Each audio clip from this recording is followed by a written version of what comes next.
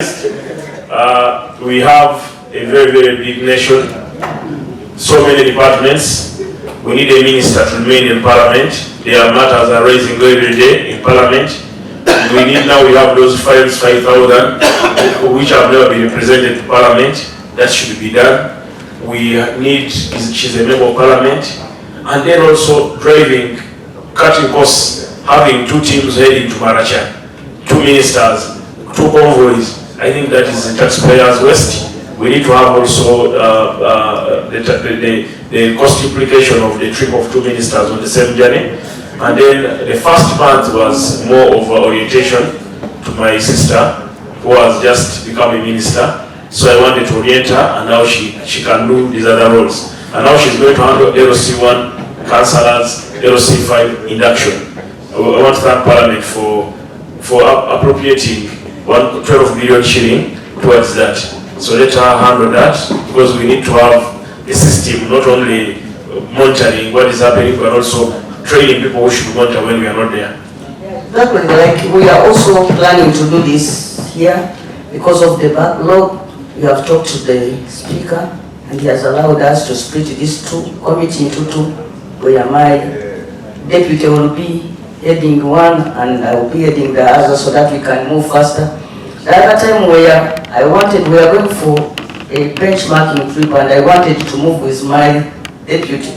The speaker said, no, the deputy should stay in Parliament. So it's normal. It's not because of the conflict. So next time don't see me not moving together with my deputy and they say we have a conflict. State Minister, please. Decentralization, by the way. But what I've observed is what is at the center is always what is decentralized.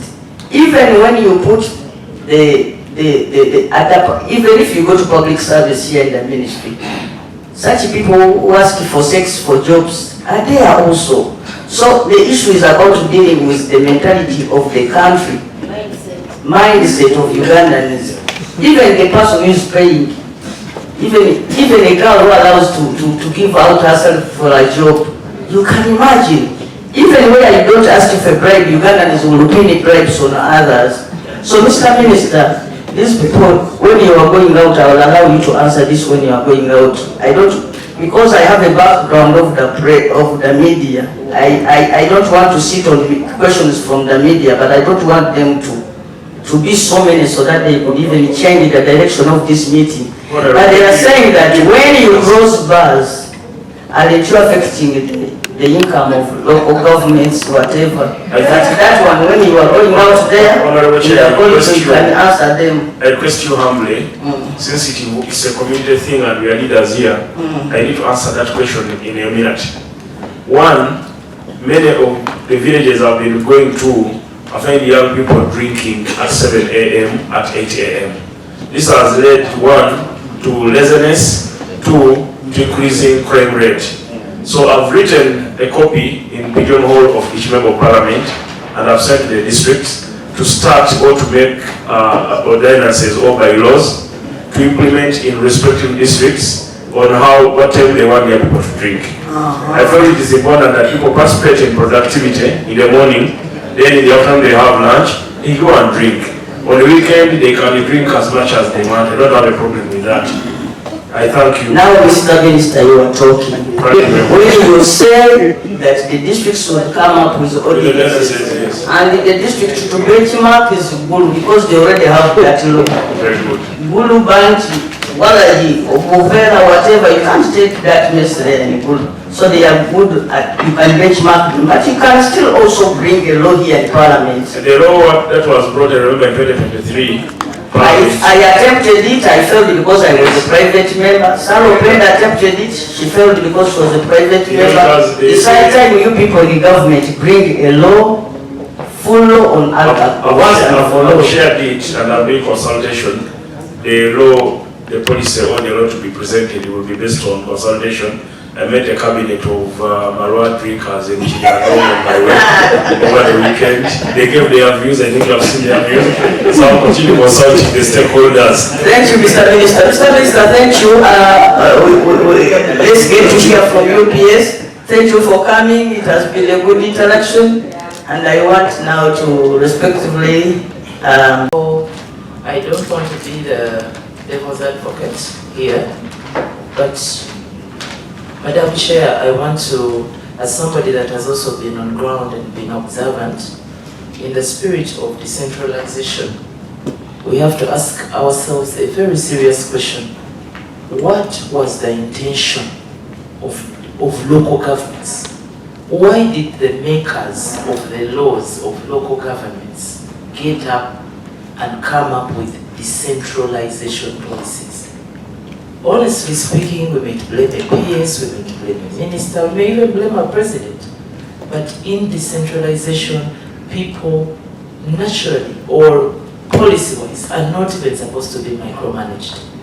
In fact, he risks a lot in terms of laws if he directly micromanages. People are supposed to be on ground and do the right thing. And Madam Chair, I need to inform you that they have just refused to do the right thing. It's not because maybe there's a former bad minister, a former bad people have refused to do what they're supposed to do. And that's why sometimes we are inclined to use bulldozing methods that are very unfortunate, but somehow it looks like they're the ones that are working. You get to an area, there are 6 transformers that are down for 3 months, for 2 months, for 6 weeks. People crying, merchandise is perished all over the shops. You tell, without listening, because for me, many times I'm being accused to, she did listen to the explanation. What explanation? So you just tell the person in charge of EDC that, you know what, by Monday end of business, I want those transformers up. As they're explaining, like, no, I don't want to hear it. And magically, Monday before end of business, the transformers are up. So why don't people want to do what they're supposed to do without bulldozing? It is something that we need to ask ourselves. It's a reality that we need to together check ourselves as this country.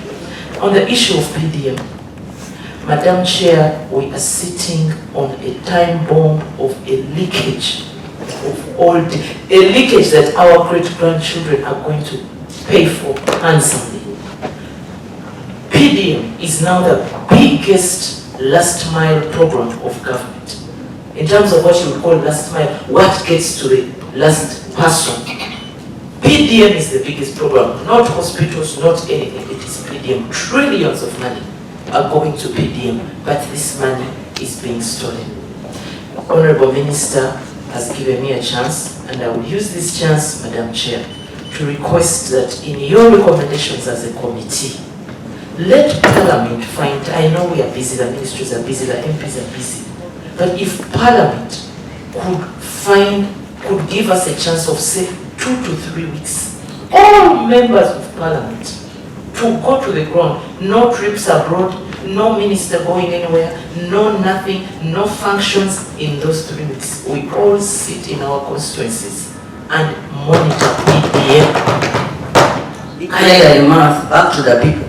Thank you so much. That is what you are suggesting. Yes, Madam Chair. Please capture. I would kindly suggest that as a number 1 this year, not next year, not any year, but somewhere in this year. Lastly, I want to thank the Minister. He has been very practical in terms of helping me catch up. The areas are so many, but it is very important to note, Madam Chair, that Article 131, I think, or 113 and 117, that provide for special directives from His Excellency the President. Sometimes we need to go to given districts because of given directives by the President. For example, the senior minister had already mapped out his route for the past week, but then in the NRM caucus, a number of members of Parliament reported serious crises in their areas, and the President redirected us that no, go to Pakwachi, go to Moyo, go to Maracha, go to Bodaka. So in some instances where it is a special directive from the President, even with my roles, I will have to find myself in the field and most times away from the senior minister, because he mentioned it, like he mentioned these districts are so many. The problems are too many. People are bleeding. Lastly, Madam Chair, members of Parliament, I'm begging you, we could use Budaka as a case study where I was, Madam Chair. All the MPs are new.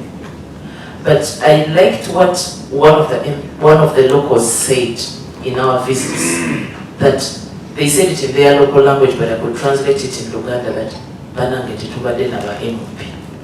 When they realized the cocktail of issues and how far removed and remote their MPs had been from the reality of the area, it actually challenged the new MPs, and they said, okay, now we also understand as MPs that we have had an oversight gap. Members of Parliament, it's good this is the accountability committee. Hold all of us accountable in terms of sending us back home to do oversight. People stealing money. Madam Chair, in Namakunga here, the sisters, the good nuns have built a very good structure at 900 million. 3 stories, very robust BOQs, built in record time.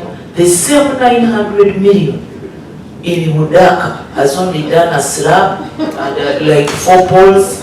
So MPs, please take charge. There is also an oversight gap on our side. I found the election in Uganda, and you know they categorized it as executive PT luxury. What is that? It had costed 175 million and it was at the slab level. Anyway, lastly, I want to thank, it is not only the minister donating the sound system, so it shouldn't be questioned, because even some members of Parliament, for example, where I have been going without him, some MPs, I thank them, they have been donating free sound system, so it shouldn't be something looked at suspiciously. Politicians never give 3 things. Next time you know that they're expensive. Kindly, brochure, Mr. On a serious note, Mr. Permanent Secretary, we are very happy and grateful that the minister has been donating his equipments for use.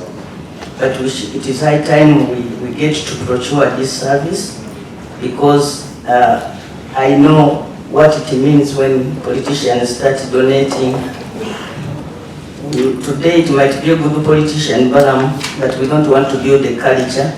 If it is a donation, let it be captured as a donation to the ministry, but not just like people come and give. And some of the 3 things are very expensive. Maybe Madam Chair, one minister that came from the people we move with, the IGG office, the anti-corruption, that was their observation, that maybe us in the political wing, the people in charge of making reforms, this came from IGG, even police, they said maybe think about putting the district service commissions, or the people in charge of giving people jobs at districts, at regional or sub-regional levels. Because, Madam Chair, that type of roads, you have young girls who went to those districts with degrees and left with HIV. Somebody has slept on them for a job, she has not got that job, she has paid money, but left with HIV instead. People are going through so much because of district service commissions. Families have sold land and jobs are not being gotten. Thank you, Madam Chair. Well, you see, the way we started with